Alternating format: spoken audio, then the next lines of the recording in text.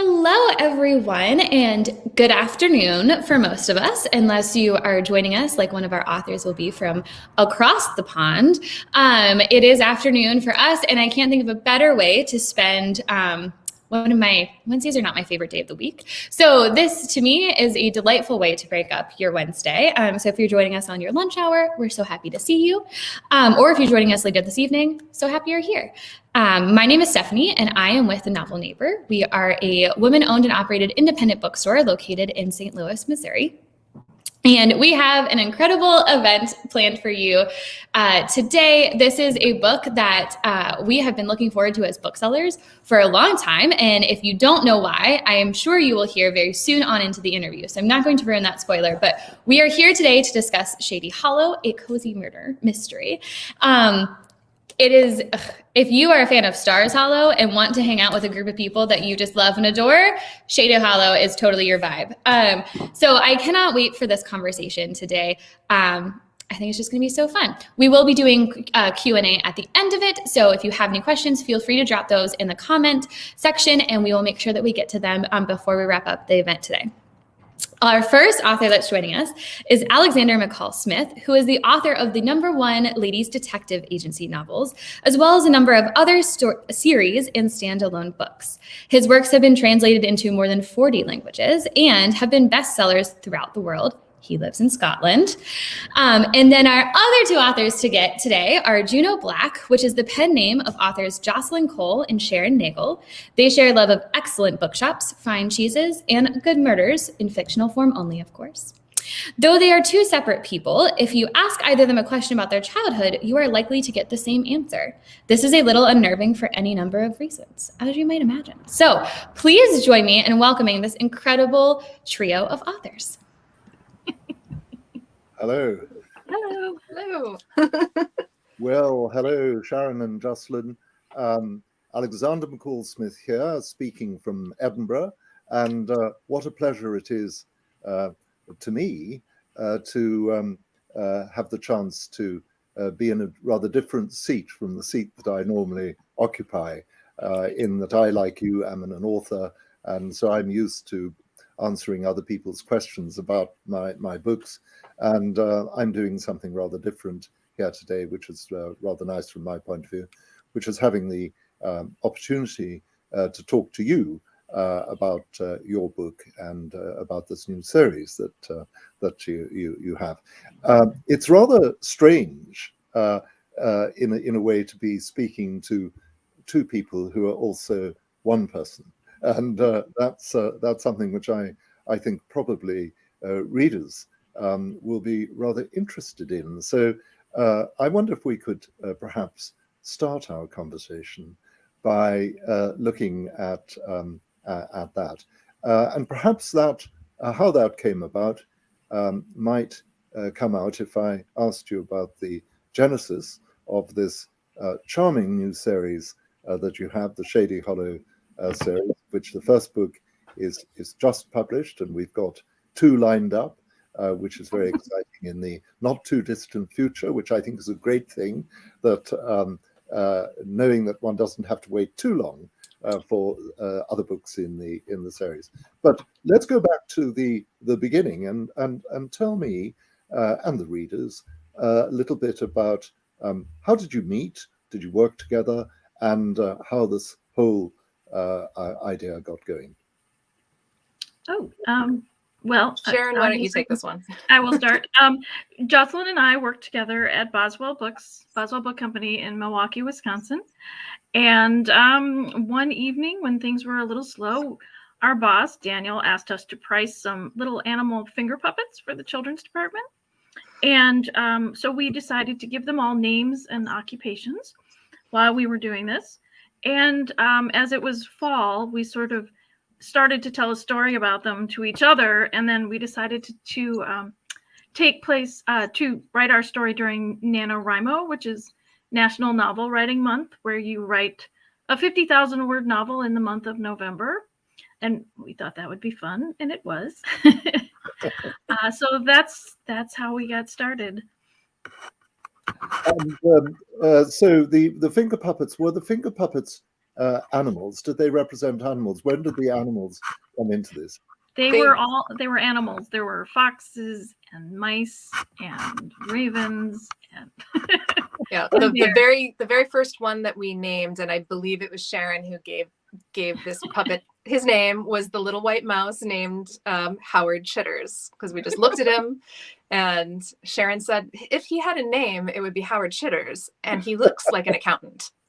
So that is really where it all started. And we just on a slow night in a bookstore you can really spin a lot of stories, so there's just no one to stop us, so we just kept coming out with all of these different little ideas. And as people who had both written before, just for fun, and it felt very natural to try to collaborate during NaNoWriMo and just see what we could do, if we could even get this draft done in a month, which is a challenge. So it sort of came about very naturally. How did you work together? Because this is something that I think many people will find very interesting, because usually writing is a solitary activity. In fact, it's one of the drawbacks of the writing profession, that you're working in isolation, and often the only contact you have before the book really gets to a very advanced stage is with an editor somewhere, or perhaps an agent. And so writers are always complaining about how lonely and isolated an occupation it is, sitting in one's garret somewhere writing a book. But to do this, was it writing by committee? How does that work? Or did you take turns in writing chapters? Did you have stylistic issues as a result?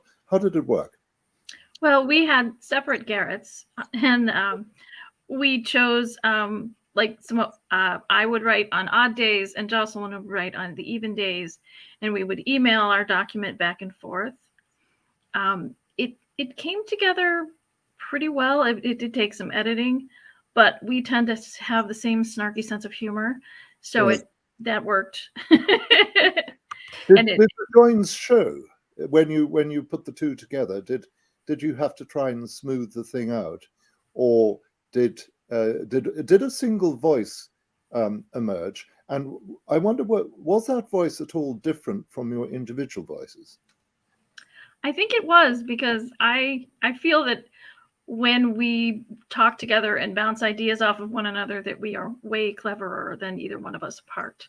So this new voice was cleverer than either one of us. Yeah. There certainly was a lot of editing. We had an extremely messy first draft at the end of that first month of NaNoWriMo. And I am a freelance editor in one of my other hats that I wear. Yeah. So I was happy to take on sort of an editing role, and I had to put my author self aside and sit at the desk with my editor brain in. Yeah. And I think that it is a testament to the fact that we do work really well together, that after several rounds of editing and tweaks and things, I can't remember what I wrote and what Sharon wrote. So it feels cohesive. We talk about the story when, we're not just writing in isolation.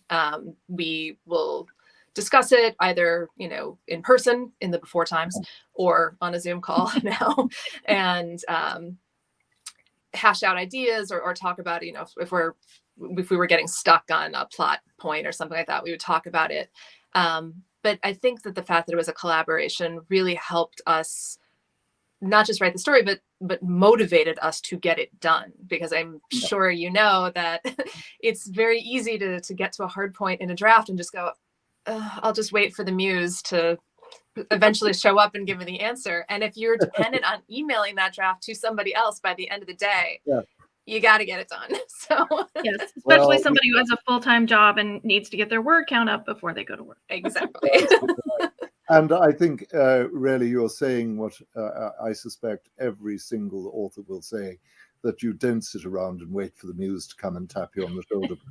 The muse just doesn't do that. I mean, that's advice. I think a lot of people attribute advice to Hemingway, whether or not he actually gave the advice. but Hemingway is said to have said that you've got to sit at the desk and you've got to really work at it. So I think the idea of having a very clear terminus, in the sense of having to do this within a month, must have been great. May I ask you, did you find that the plot emerged, developed as you were writing? Because Shady Hollow obviously is very much in the whodunit category. Your plot is complex, very interesting. I think your plots are very interesting. But of course, with that sort of book, one imagines that there's been very careful advanced plotting. Did you do that, or did you find, particularly with the modus operandi that you had, where you talked and discussed the thing as well, did it go according to its own logic, emerging logic as you wrote it? Did it go off at tangents, or what? Well, no spoilers, but I will say this. When we started writing the first draft in that first November, we didn't know who the murderer was when we started. We had to discuss that about halfway through. And there was definitely some going back and filling in some clues on the second pass. But we are both big fans of mystery, grew up watching, public television mysteries and all of the, if there was a murder in it, my parents watched it, and that meant I watched it. So I think both Sharon and I are very much steeped in that tradition and, sort of that love of the Agatha Christie style mystery. And that, I think, helped a lot as we were developing the story. Yeah. And so it developed, and presumably there were points at which it surprised you, that you were surprised that the things had gone in a particular direction. I think, yeah. Well, there's so many really interesting aspects to this particular book, to Shady Hollow, but one which I think immediately leaps out at the reader. In fact, this is something that the reader would start thinking about reading just the blurb on the back of the book, is that this is a world peopled, if that's not the wrong term, by animals. So your characters are all animals, and that seems to me to be very, very interesting indeed, because there's a noble lineage to that sort of fiction. One could go back to Aesop tales. That Aesop spoke about animals, and animals were used to illustrate moral problems, and so we're all familiar with that. And of course, in the folk cultures of the world, animal stories are absolutely essential. So one thinks, for example, of if you look at African folktale tradition, there are animals acting out various parts in these stories, and of course that tradition eventually becomes the Brer Rabbit tales in the New World. It's rather an interesting story. And then, of course, we've got other examples. Watership Down is a classic modern example of that.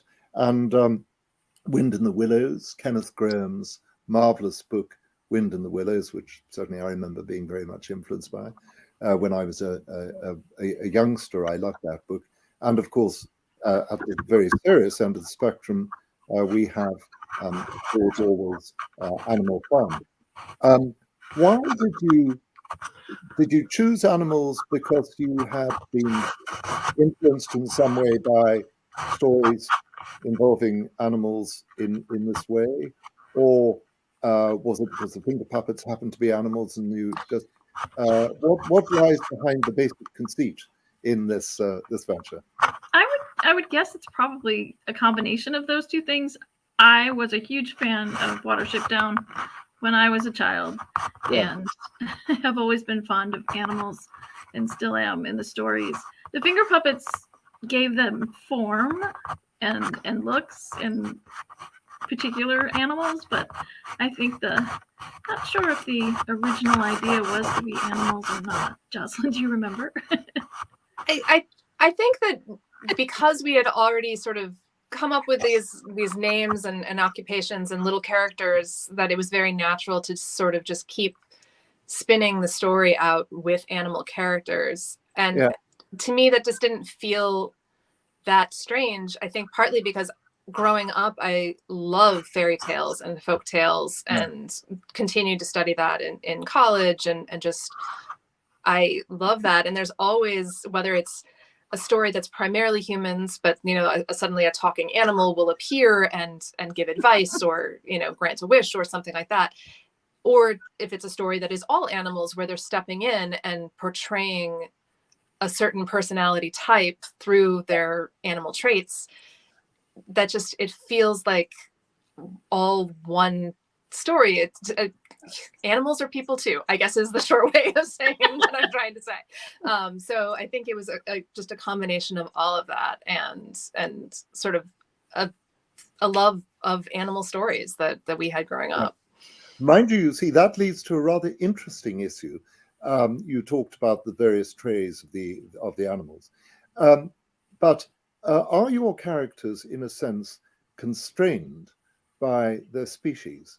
In that, can you develop the characters in a way which allows them to transcend the nature of the general perceived character of the particular animal? So I noticed that in Mirror Lake, the lawyers are rats.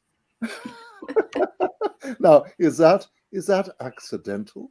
And of course, the professor is an owl. Now, to a certain extent, are you trapped by that? Do you feel trapped by that, by the animal nature of your animal characters? Well, the thing about Shady Hollow is that right now there's usually only one of each type of creature, except for the police bears. So I don't think that they are constrained by their species.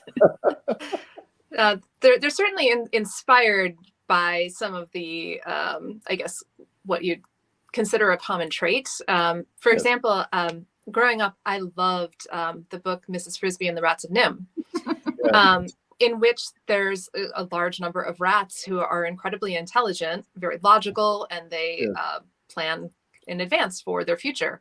And so I think that was like a big part of why I wanted Mr. Fallow, the attorney, to be a rat, because to me, when I think of sharpness and intelligence and sort of doing all of the things that you associate with the law, a rat would be just an ideal creature to do that.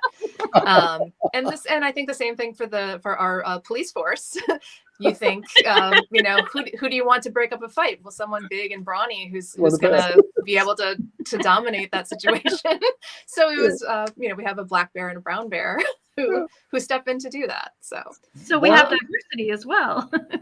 Sorry? We have diversity in our town as well. Yes, well, what do you do? Yeah. No, but why is the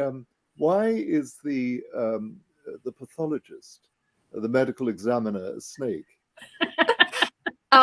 I think that was actually, I don't remember the name of the symbol, the medical symbol, which is, the staff and then the snake curled around. But when medicine and snakes, again, I have a very strong association with sort of that idea of the wisdom of doctors, and that symbol is right there in my head along with doctor. So when you needed a doctor or someone with medical knowledge to step in and tell you things, well, of course it'll be a snake. Well, there may be people, I don't know, let's not anticipate it, and one doesn't want to anticipate what critics or readers are going to say, but there may well be people who are defenders of particular animals who will say, for example, that you're rather curmudgeonly toad in Shady Hollows. That's unfair to toads in general. That toads in general are not. So I think that perhaps lies ahead. Could I ask you this? you said that you're fans of mysteries, as so many people are. Once one starts to look at mysteries, you can get very quickly enmeshed in various theories as to genre. In that in any area of literature there are genres and subgenres and so on. Your book is, I would imagine, unashamedly, and there's nothing to be ashamed of in being a cozy. I think this is fine, and of course I rather like the cozies. How would you define cozies, and what is it that makes the cozy an attractive genre within the overall genre of mystery? For me, when I think of cozy, I think of a mystery where the setting is as important as the actual mystery plot, and that when you read cozies, when I read cozies, I'm looking to experience a feeling.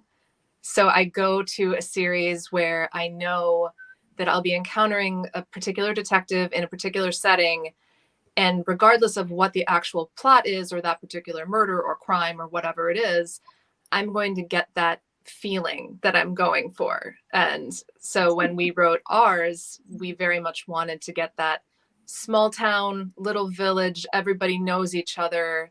It feels very gentle and quiet. And then you play with that by, of course, having a crime happen in the middle of it. So I think that it's very much the world building and the setting is so important in a cozy. And a few other elements, I think, are usually the detective is an amateur one and not a professional. And most of the crime, the violence takes place off screen, so to speak. So it's murder, but it's not gruesome, detailed murder. Yes. Yes, I think that's very, very important. And I suppose that's probably the most important and most obvious attribute of the cozy, is that we don't dwell on the goriness of the subject. In that cozies, I should imagine, don't have the apparently mandatory autopsy scene that occurs in other, seems to occur in other branches of crime fiction, whatever term we use. And I think that sort of gritty realism has become really quite prominent in some branches of the genre, and not everybody wants to spend too much time in that, because in a way, you're writing about crime. You're writing about a really pretty horrific act, a homicide, but you're not really writing about real homicide, are you? I mean, are you interested in real crime? Do you take an interest in the details of real criminal offenses? I used to take a great deal of interest. My undergraduate degree is in criminal justice. Right. And it was there while studying that I learned that I prefer my criminals to be fictional. Yes. I really do. Yeah, I agree with that. And I think for me, when I read a detective novel, the appeal is not in glorying in the crime necessarily. It's in knowing that justice will be done. So it's the investigation of the crime that I think is the most satisfying thing to read. And I think that that's what we go for, that regardless of what the act was, by the end of the book that the culprit will be caught, justice will be done as much as it can be, and that all will be restored in the world. And I think that especially now, that's a very it's a very comforting notion that I definitely need as a reader, and I think that we've tried to provide.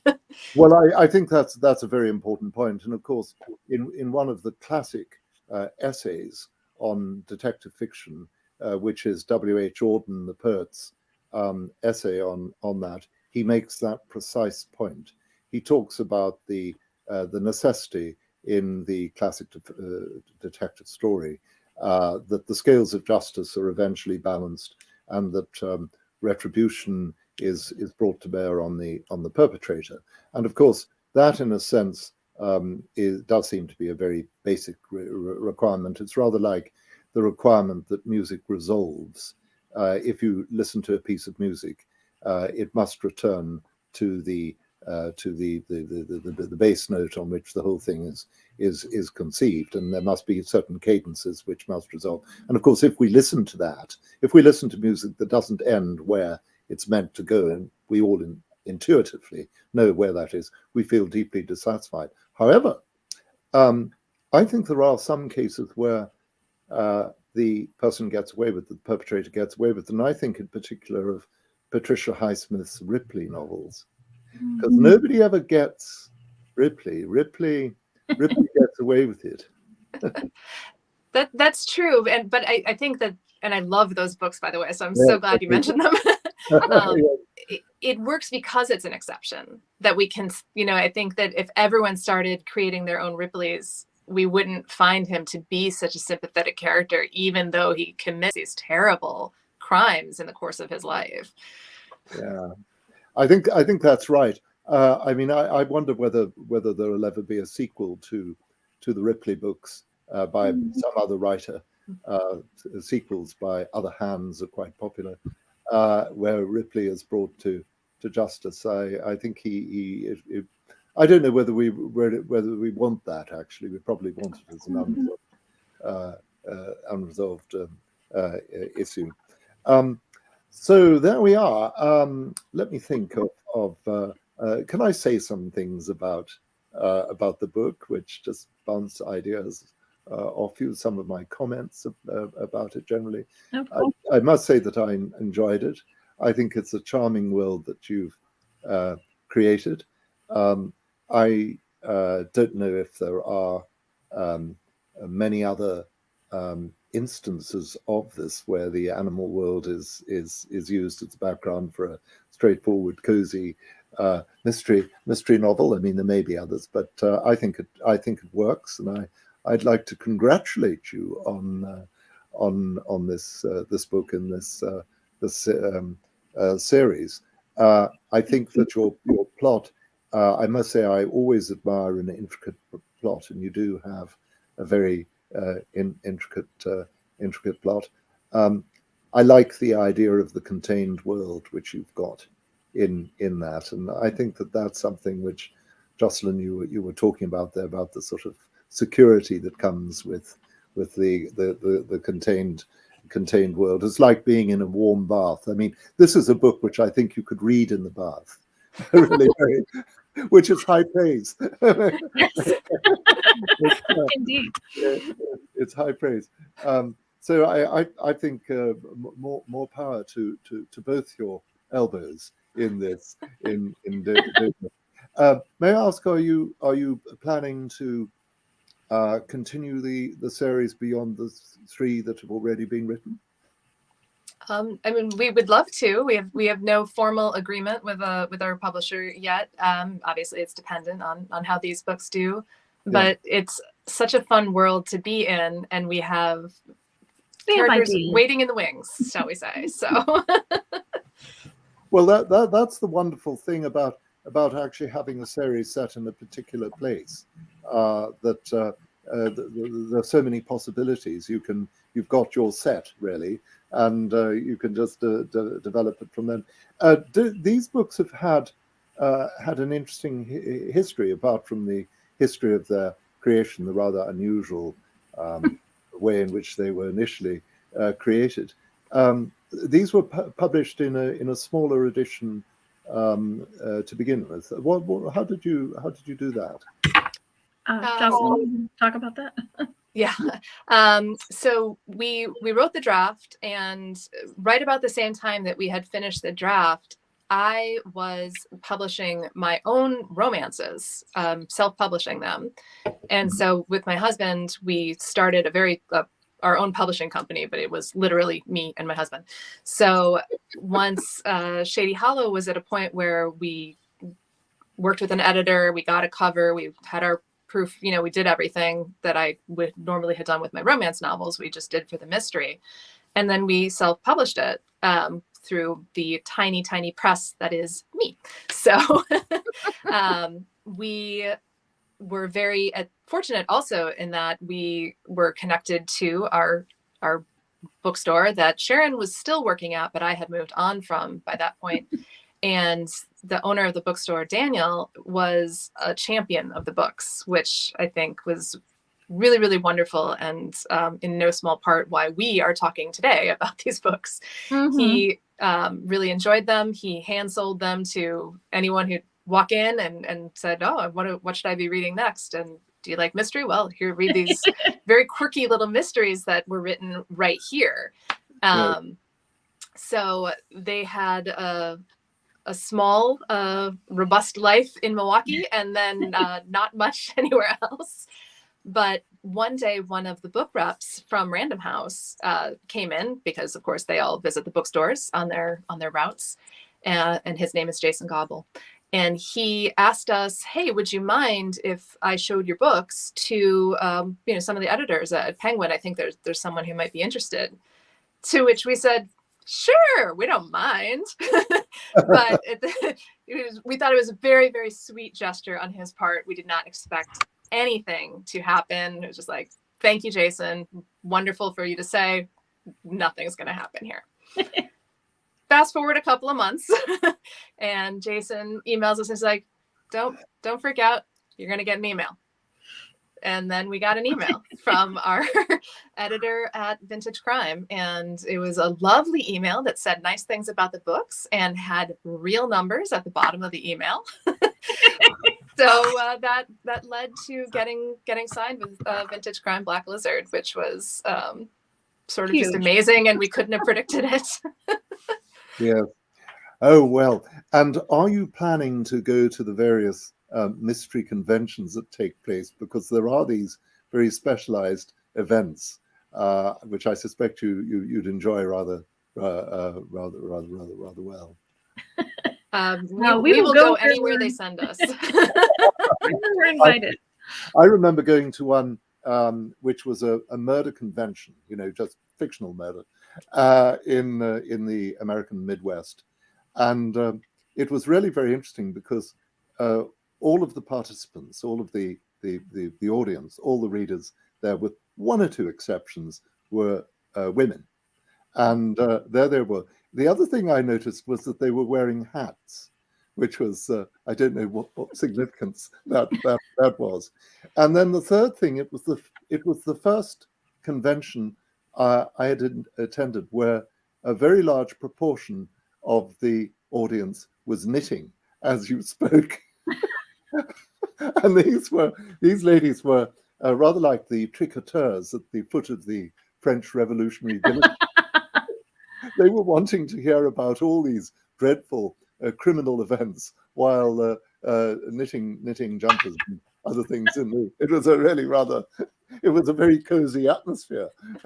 I enjoyed it. So these things exist, and that of course I'm sure lies ahead of you, because I suspect that the invitations will come in fast and furious when this series gets established, as I very much hope and expect that it will.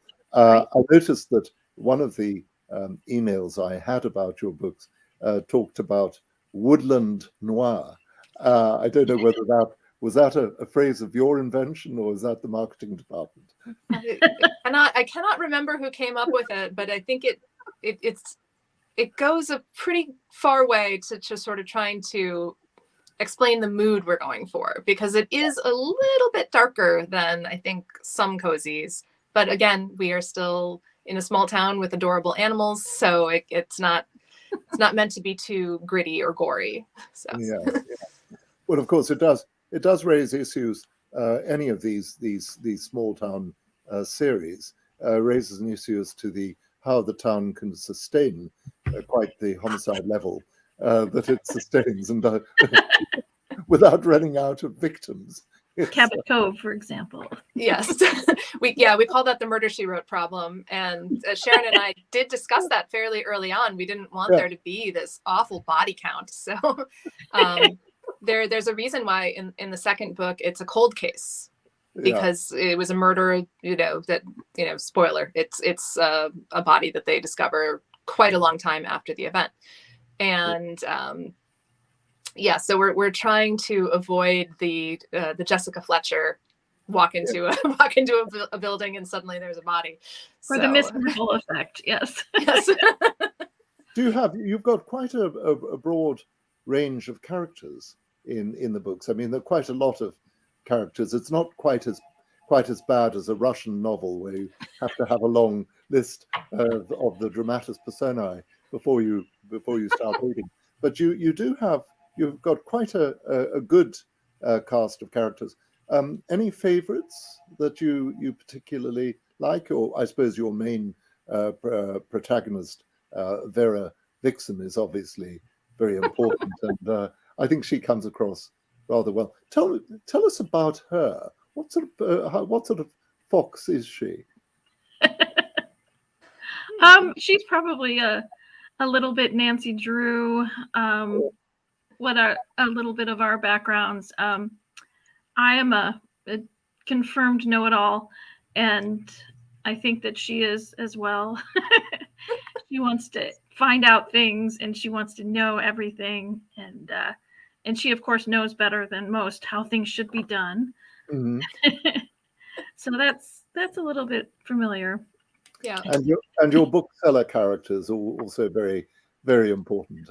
What are the attributes? Indeed. There's a bookseller, Lenore Lee, who is extremely goth like me. And also a lover of the written word. So we, of course, had to put that in there. And then in a later book, you'll meet a librarian character who, of course, is also very close to our hearts because we both went to library school, even though I'm not currently using my degree. Well, I think there are all sorts of wonderful possibilities ahead. And I think that this series of books is going to be taken to the hearts of a very broad readership. So I'm sure you know what you're doing in starting a series of books. You're creating a treadmill on which you're going to be stepping for a long time ahead. But I suspect you can only hope. a lovely time of it, and the readers are going to enjoy that greatly. Now, Stephanie has appeared, and that means that she's that we've come to the end of the time available for our conversation. I muted myself. There we are. I must say I've enjoyed the conversation greatly. And Stephanie, I think, do we have questions that the readers would like to put to Jocelyn and Sharon? Yes, and to you. So we have lots of, I just want to say that I've been sitting in a room with our owner, and so she's been listening to the interview as well, and we've had a lot of fun. There's been lots of audible laughs. Oops. Such a fun interview to listen to. This kind of discussion. Oh no, what happened? Well, we can hear you. Yeah, your screen's a little frozen. Freezing. What happened? Oh, Stephanie, can you hear us? We can hear you. We just can't see your screen.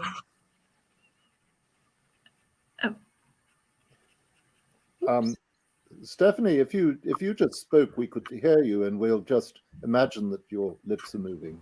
Oh, no, I've lost. Oh, is she back? Are we back? You're back. You're back. You're back. Okay, I don't know why my computer decided mid-event to change what Wi-Fi we were running off of, but it did, and that was an interesting choice by the computer. So sorry. I'm glad that you can hear me now. Let me just, okay. I don't know what you've heard me say. Did you hear me say that Holland, our owner, has been sitting here listening to the whole interview and we've been laughing together? Did you hear that? Yes, you heard that. Okay, that's Say right. it again, I'm though. glad that it went through because at one point it started cutting me off. See, my computer loved the interview so much it doesn't even want me to come back. She's done with me. I loved hearing about how you both wrote this book together, as I'm sure did everyone else, because and it is really funny to hear that you don't know where it's like who wrote what now, because it is such an incredible voice that I feel like you all have captured together. Like the whole time I was reading it, knowing that you are two authors, I was just like, how did they keep the theme the whole way through? But it is so delightful. We have lots of questions. So our first question is, what you mentioned pretty early on that this conceptualized or started when you, for NaNoWriMo. I was like, for the month of writing in November. What did you learn from that month that you would say, especially to future authors who kind of are writing during that month with this purpose of finishing their book? What did you learn from that? What advice would you give them? Well, the best thing about NaNoWriMo is that it jumpstarts the writing. If you think you've always wanted to write a book and you can't seem to get around to it, it's a wonderful community full of people all trying to do the same thing. And it just really provides an impetus for you to do nothing but write. You don't edit, you don't second guess, you just write. And then whatever you have at the end, you can deal with later. But it gives you something. It gives you a story, hopefully, if you get through to your 50,000 words at the end of November. Yeah. I would say all of that, and then just add, Is Jocelyn not on my screen, but embrace on your the suck. screens? It's going to be a bad first draft. You just got to do it. But it's still going to be Is Jocelyn here? Can you hear me? Can you all hear me? We can hear you. Yeah. Jocelyn? Jocelyn is not on my screen anymore, and that's why I'm like, did we lose Jocelyn? Oh, she's there. She's there. Jocelyn. We can see her. Yeah. Great. I don't know why I can see the two of you and not see Jocelyn. Oh, sorry. I don't think I can even hear. What? Oh, now she went away. There she is. okay. Can you see me now? If Jocelyn wants to speak to this question, I don't know that I can hear her, so someone might have to signal to me when she's done speaking, because I don't know why I can't hear her. Sharon, can you hear me? I can hear you. Okay, great. I can see you. You're there. You can tell Stephanie when I'm done. Okay. Basically, I agree with everything you said.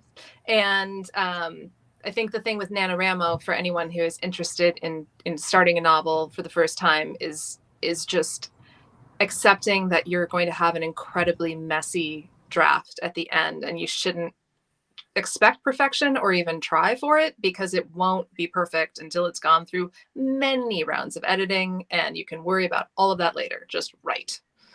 And that's it. Jocelyn is done speaking now. Thank you. I truly told him I could hear her. So it has literally never happened before. I was just talking with our owner about it. Let me launch into the next question then, because I want to make sure we cover everyone's questions, even though it's kind of wild that I can't respond to you, Jocelyn. I'm so sorry. I'll try to fix it while you guys are answering the next one. So thank you so much for sharing that. We did have, I suspect, another bookseller, maybe, who, knowing that you both have a background in bookselling, and actually, Alexander, you can jump in on this one too, because they're wondering if you have a background in bookselling. But since you're no longer doing bookselling anymore, you've both moved on to wonderful careers in other areas as writers and librarians. Is there anything you miss about bookselling? Yeah, I miss that feeling you get when you are hand selling something you feel passionately about to someone who has wandered in and is looking for something, and they immediately get it. You know, you have a connection and something that they get excited about reading it, and that doesn't happen quite so often at the library, because people come in, they know what they're looking for, they leave.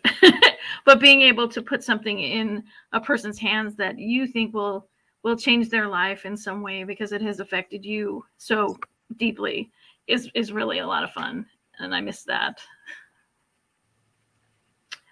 Jocelyn, do you want to speak? Sure. I also miss book selling. Not all the time. I don't miss the 8-hour shifts when you're standing up, but I do No.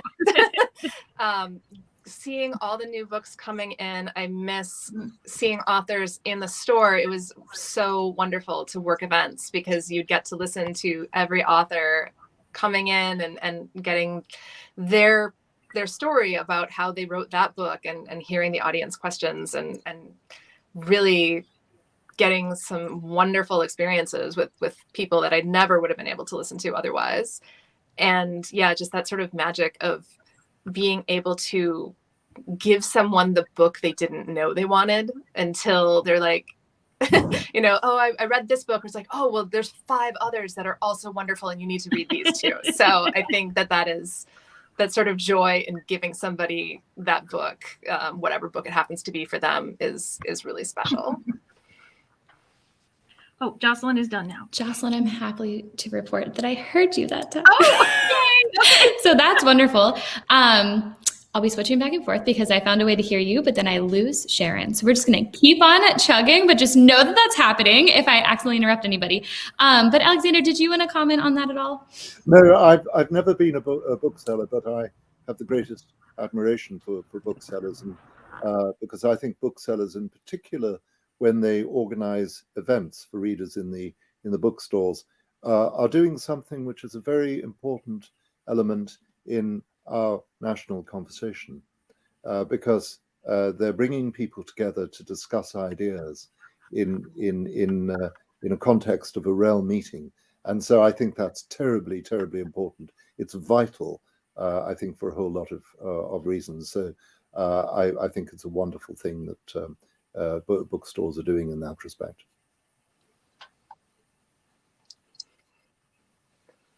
We'd love to hear that. Thank you for all of those comments. I definitely know that I think similar to your former bookstore, Sharon Jocelyn, Shady Hollow is one of those books that we've started to press and hand sell because we're like, you didn't know that you needed this Cabot Cove-esque, to your earlier points, town filled with these wonderful characters. But here you are. And I've been pitching it to people. I'm like, this has nothing to do with the actual plot, but I'm like, the main character is, well, our main murder solving character is our fox friend, Vera, and I am a huge Meryl Streep fan. And so I've been reading, like, the voice to her in my head is Meryl Streep playing fantastic Mrs. Fox. And so that's how I've been narrating it to myself. And that's what I've been telling people I hear when I'm reading the book. So that's great. May I say, Meryl Streep could play any of the characters. It's true. She could step into the role of any of the characters. Would love to speak this into existence if Meryl did the reading of this book. Yes, Call her. Listen, if I could, I would. That is for sure. Is there anything, I know that you have some stories that, we have 2 more coming out, again, in case people have been joining us during the live stream. So we have Shady Hollow now, and there are 2 more that we know for sure are going to be published in March and April. So you get to keep on reading in this lovely town. And that, Sharon, you and Jocelyn were saying that you have some stories that are in your brain should this continue. But in the interim, is there anything that you miss? Like, when you're not writing Shady Hollow or in the middle of writing one of the stories, what do you miss the most about Shady Hollow? Probably the things that I miss about my life during the pandemic is the ease of trotting out your front door and going to meet a friend for coffee. And just the sense of community that is not happening around us right now. That is something that I miss. And part of the fun of writing the books is to be able to go back into that existence and experience it while we're writing it. So that is what I miss. Yeah, I think that's a big part of it. The pie, you mentioned Stars Hollow earlier, Stephanie, and that's a big food is such a big part of that series, and it's a big part of our series. And like, I loved the Redwall books growing up, which food is a huge part of that series. So I just love writing about food and reading about food. And to me, it makes the story feel so much more real when the characters are eating and enjoying things, and you can really understand what they value by what they're eating. So I think it's a way for me to enjoy all the food that I can't access in the pandemic when I'm stuck in lockdown. That makes complete sense. And also is really clicking for me, probably part of why I enjoyed reading this book so much. Made me feel like I could visit. It was definitely very escapist. I actually think that's one of the reasons I love that it was animals too, for many reasons. But I think it like allowed me to connect with that. And I do want to bring up that you all have an incredible author's note at the beginning too, that not only sets the tone, but also kind of tells the author how to suspend, the reader how to suspend a little bit of like getting into the vibe of this town of animals, and how you can think of it too. I believe you said, if it helps for you, you can think of them as people with particularly animalistic traits. And that definitely really worked for me. Alexander, I know that we got an installment of the #1 Ladies Detective Agency just in 2021, but kind of same question to you, wondering what do you miss when you're not writing within that series? Is there something about it that you miss? What do I miss about the series when I'm not present in it? Well, I suppose I miss the conversations, because I think a very important element of so many books in this in this sort of genre is conversations between people. I was very taken by a remark that Sharon made there about community and how she missed during this rather unusual time that we've lived through, the sense of community and being part of a community. I think loneliness is a terrible problem in so many societies, and of course, in a way, electronics have made it possible for us to be more in contact with people in very obvious ways, but they've also isolated us as well. Electronics has made us withdraw within electronic cocoons and not have the same amount of human contact that we used to have. I find with my books, my #1 Ladies Detective Agency series books, I really appreciate exactly the sort of thing that I think that Jocelyn and Sharon appreciate, of being there in a community of people or animals, whatever it is, but where there's conversations, where there are relationships. And I think your books, I think this is a very timely period for these books to appear, because I think people are wanting community. They're wanting to try to recapture that sense of being associated with other people and sharing an ordinary civic life. And that's the great thing about this little town that you've created, is that you've got that civic life. That's what we want. As we live in bigger, more impersonal cities, as the world becomes more globalized, all of that seems to be slipping away from us. We want it back. And these books like this help to underline that. Very well said. I think that is really is exactly why I'm selling this book to everyone I know. Be like, you didn't know you needed it right now, but trust me that you do, for all of those reasons. One last question before we close out for today, because I know she already came up once. But this was a question that we received from our customers earlier than that. So I was like, oh, I love that I'm hearing her name. Since we are talking about mysteries and cozy mysteries, people want to know, are you a Miss Marple person or a Perot person? And that goes to all three of you, which maybe is a tough question to answer, maybe not. So when I heard her come up earlier, my ears perked up. I was like, oh, she's already in the conversation once. So Sharon, what is your preference between them? Well, I would have to, I'm gonna be weaselly and say this, in the books, when it comes to reading the books, I am firmly in the Miss Marple camp. But when the PBS special was done, David Suchet, who played Poirot, was so perfectly cast as Poirot in my head that I fell instantly in love with him and because he looked like he did in my head when I read the books. And that never happens. It never happens. So if I may answer both, I will do that. I will allow it. Alexander, it seems like you're, do you agree with that? Yes, I don't know whether I'm allowed to answer your question by saying that I like both Miss Marple and Poirot. I mean, obviously, I'm not allowed to say that. If I had to choose, I probably would go for Poirot. I completely agree with Sharon that David has cemented our affection for him, and so I think there's something about him that is very, very appealing. At the same time, I think people like the female detective hero. I think that's an established and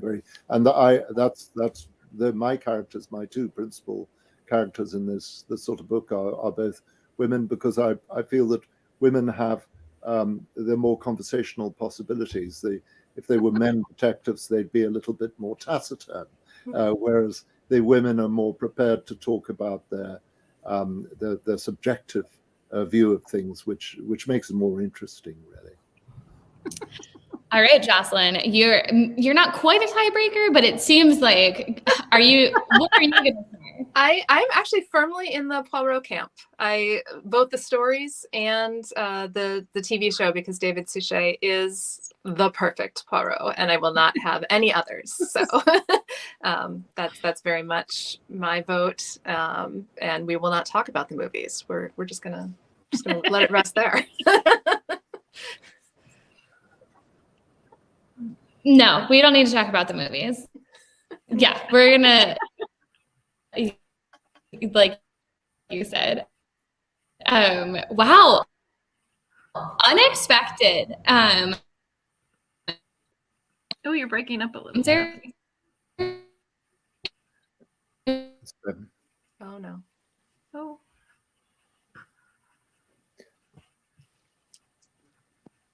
Stephanie, can you hear us? Oh, we've lost her again. Her Wi-Fi is rebelling again. Well, we're reaching the. Oh, there she is. I truly, oh my gosh, you know what? This is a dream come true to end this event, because I finally have all three of you on one screen. What has been going on in the background is that somehow, Jocelyn, you got switched to something else, and so I've been timing you all out and changing my Wi-Fi that I'm on, and you're all magically together for the end of this. This is great. We really made it. So this has been so wonderful. I feel like I'm gonna walk out on the floor and like sell this book. Like the next customer is probably not even gonna know what hit them, because I'm so jazzed from this conversation. They're like, okay, I'll buy Shady Hollow. But thank you to all three of you for joining us today. Thank you for everyone who's joined us, whether you're watching now or whether you're joining us later this evening. Please know that if you are not in St. Louis, we are so happy to ship you Shady Hollow. And we do ship to lots and lots of places.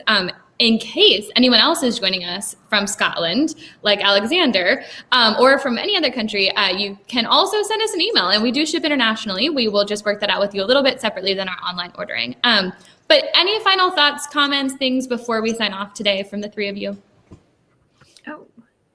I just wanted to say thank you so much to Alexander for speaking with us and being part of this, because it is really so wonderful, and we were not expecting it. And when we got the news, we both sort of collectively went, huh, what?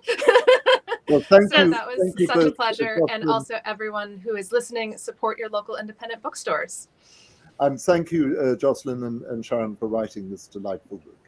Oh, well, we really appreciate you reading them, and your comments that you gave us are very helpful. Thank you. Well, thank you, Stephanie. Yes, thank you. Thank you so much. Have a great rest of your Wednesday, everyone. And we'll look forward to seeing the next installments of Shady Hollow. Let's hope. Thank you. Thank Bye. you. Bye.